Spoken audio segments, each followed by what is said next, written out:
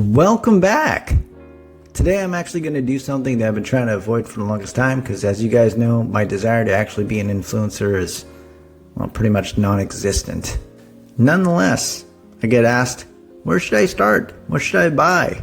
Is it worth a shot? From people every single day that are thinking about jumping into this hobby. So today, I'm going to lay down my 6 basic principles that I use daily, and it could be a general guideline for you if you've been thinking about jumping into the hobby as either a collector, a flipper, or even an investor. Go ahead and drop a like and subscribe if you want to see more content like this after you kind of get through this video, but let's dive right in. First thing to do is do your own research and become a subject matter expert.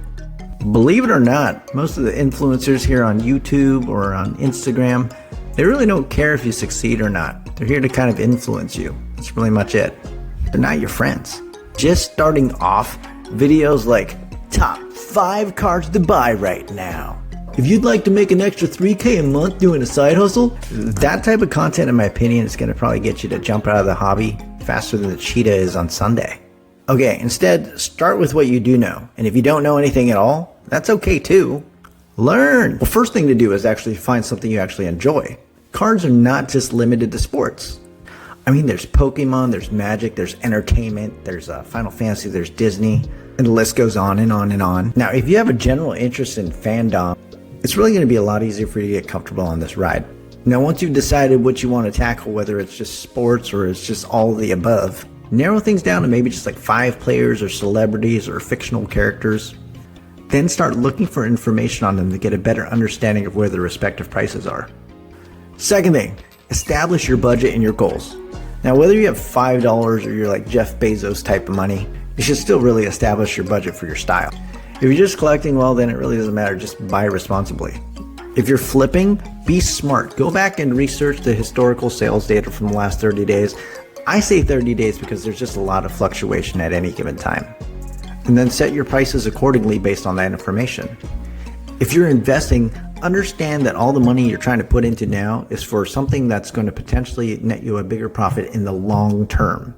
Also, kind of depending on your approach, you may or may not want to educate yourself on card grading, which we'll go into in another video altogether.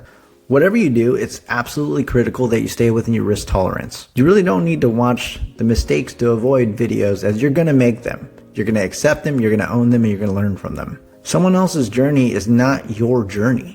All right, anyways, let's get back to this. So after you make your first sale, the first thing you should do is pay yourself back. There's so many people that sit there and go out and spend like $20 on a card. Let's say they spend another $20 on grading it. So you're in at $40. You get it back. You end up selling it for $100. Let's just use 100 for the sake of easy math. You sell it on eBay. They take their 12 and whatever percent. So you got $88 left after fees and such. And after that, you don't pay yourself back the $40 you put in. Instead, you put in more cards and then you just keep repeating the cycle. You just keep adding your own personal capital to it. If you start with this $0 ledger, you're more likely to be able to kind of elevate your risk tolerance over time, or just to enjoy the benefits of everything you've sold. Stay disciplined and be accountable. It's not Jeff Wilson's fault if you went out there and bought Will Greer. It's yours. It's your own damn fault. Third thing, learn how to source. All right, now that you have your ideally somewhat small list of either players or characters or celebrities or whatever, it's time to acquire some of the cards based on the budget that you've set for yourself. Keep in mind that if you're thinking about grading your cards to potentially increase the value of them, you should probably allocate that into your budget as well. Now, eBay is the largest resource whether you're buying or selling cards. There's also sites like ComC, Mercari, BuySportscards.com, OfferUp, Craigslist. If you even live within like a neighborhood development, I did this actually. I posted on my Facebook group in my community. I said I was looking for old baseball cards if you got them somewhere just buried in your garage. I actually had some responses from neighbors I haven't met. And in one of the lots, actually, I got a Mario Lemieux 85 Topps rookie. I got an 88 Pippen Fleer rookie in that, 86 Patrick Ewing, 86 Dominique Wilkins. I got it for $40. A huge lot of cards. It was insane. So just keep your mind open as far as when you're sourcing. Anyways, when you're doing your research, you can use sites like 130point.com for like sales history, watch count. You can just even go to eBay and look at their sold history for the last 30 days, like I said, so you can kind of figure out what you want to buy based on that information. Now, you can also just like buy boxes and rip packs or joint breaks and stuff, but honestly, those are just high risk and most of the time no reward. It's an incredibly easy way to blow through your entire budget and be broke. Compared to like buying a lotto ticket, but it's way more expensive than a lotto ticket and the reward is way lower. I pretty much just stay on eBay just because it's my one-stop shop for everything. Now, if you're like investing or you're flipping, this is for you. If you're purely collecting, this really doesn't apply. Now, when I'm buying with the intention of flipping, I avoid players that I personally PC just because there's sometimes a conflict of interest. Now, if you're buying with the intent of flipping, it's really hard to buy a card of a player that you collect just because you got to ask yourself, am I able to sell this card? Am I able to kind of part with this to repay myself? Is this going to put my budget out of whack? Am I going to be as picky about the condition of this card as if it's a card that I really don't care about the player? Maybe, maybe not. It's really, the choice is yours. It's just something I think about that I want to throw out there for you. I personally just stay away so I don't have to think about it. Number 4, buying. Alright, now's the time to actually get yourself some inventory. It doesn't matter if you have enough money for just one card, if you can buy whole collections. It really is the same. 4 things I do. First thing I do is assess the overall condition of the card. Just understand that you're going to make the wrong choice sometimes, and that's okay. Just like own it. Do your best to look for cards that are centered, cards that have 4 sharp corners on both front and back, edges that don't have chipping or indentations. Sometimes people like just, they put it in top loaders that don't fit and they jam their little finger in there and puts an indent on the card. It just sucks. And also a card with a clean surface. It's hard to sometimes assess that on pictures, but what I do, for me at least, I'll look for cards that don't have dimples and print lines. Scratches are they're harder to see in pictures, but dimples and print lines, they're pretty noticeable. Because generally, if you get a card that's in really good condition, it's going to typically grade higher and sell for higher prices, giving you more ROI. Second thing I look for is seller reputation. Now, if there's like a seller with a history of negative feedback, it's likely wise to avoid that kind of seller unless you're just okay with the risks associated. Now, there's some sellers that will bait and switch you. They're going to put a picture of one card up and send you another card that's, in worse condition. Typically, it happens on cards that are not numbered.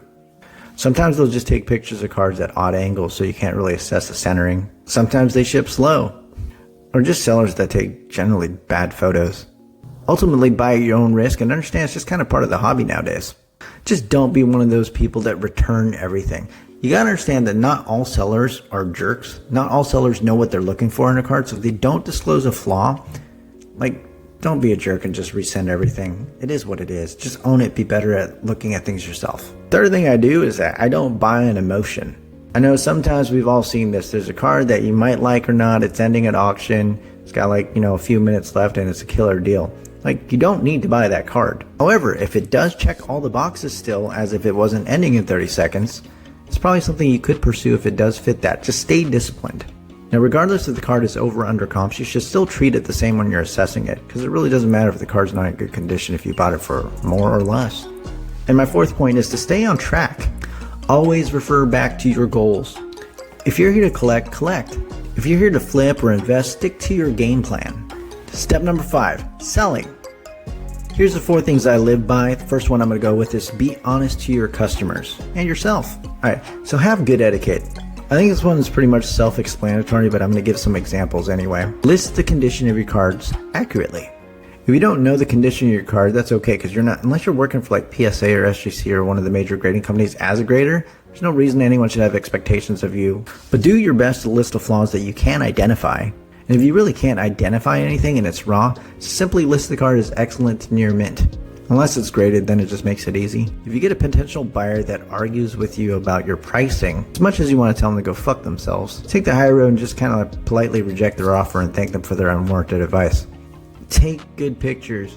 Guys, it's 2023. We all have smartphones that have cameras that are probably better than going out and spending money on an actual camera that has one purpose. Buy yourself a photo booth. It's very inexpensive. It's $30-something. I'll post a link that you can find on Amazon for one. Clean your lens and just take the photo straight on so that people can see the centering and such. Don't take shady pictures. Don't put them at angles. It's really not worth ruining your brand for a few dollars. Second thing is don't steal on shipping charges. Just charge what it costs. You should probably add the cost of the supplies to your shipping charges anyway, but it's really not something that you want to do to potentially ruin your reputation once again. If you charge somebody $8 for shipping and it came in a plain white envelope, you're gonna get negative feedback, and well deserved. The third thing is I always use new supplies. Now, I don't know about you guys, but if I get excited for a card and I purchase it and I pay for shipping and it comes in a jimmy-rigged bubble envelope that's clearly been cut in half because it's reused with still someone else's address on it underneath the label that was taped on, I hate it. I personally just hate it. It's nitpicky, yeah, but you know what? That's your personal brand. I'll remember that. You should expect people to remember what your shipping is like as well. If you've ever bought from me and you receive a package you already know, top loader cards, nice and shipped. If it's a slab, it's in a nice little box.